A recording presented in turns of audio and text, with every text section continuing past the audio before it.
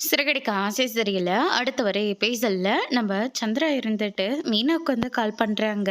எனக்கு ரொம்ப பயமா இருக்கு மீனா. இங்க யாரோ 2 ரவுடி பசங்க வீட்டவே ரொம்ப நோட்டம் விட்டுட்டே இருக்காங்க. எனக்கு கீழ போகவே ரொம்ப பயமா இருக்கு. வீட்ல வேற நான் தனியா தான் இருக்கேன். இப்ப சத்யா கூட இல்ல. ரொம்ப பயமா இருக்கு மீனா அப்படின்ற மாரி சொல்லிறாங்க.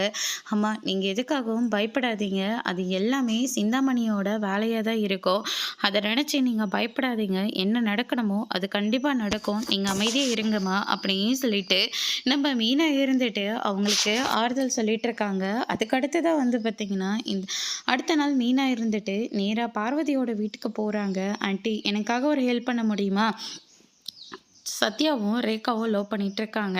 அவங்கள நாங்க தான் ஒரு இடத்துல வச்சிருக்கோம். ஆனா அம்மா வீட்ல தனியா இருக்கிறதுனால அந்த சிந்தாமணி ஆளுங்கள விட்டு அம்மாவ மிரட்டுறதுக்காக அம்மா வீட்ல இருக்கவே ரொம்பவே பயப்படுது ஆன்ட்டி. அதனால ஒரு 2 நாள் மட்டும் அம்மாவ உங்களோட வச்சுக்க முடியுமா? அப்படின்னு சொல்லிட்டு கேட்டுக்கிட்டு இருக்காங்க.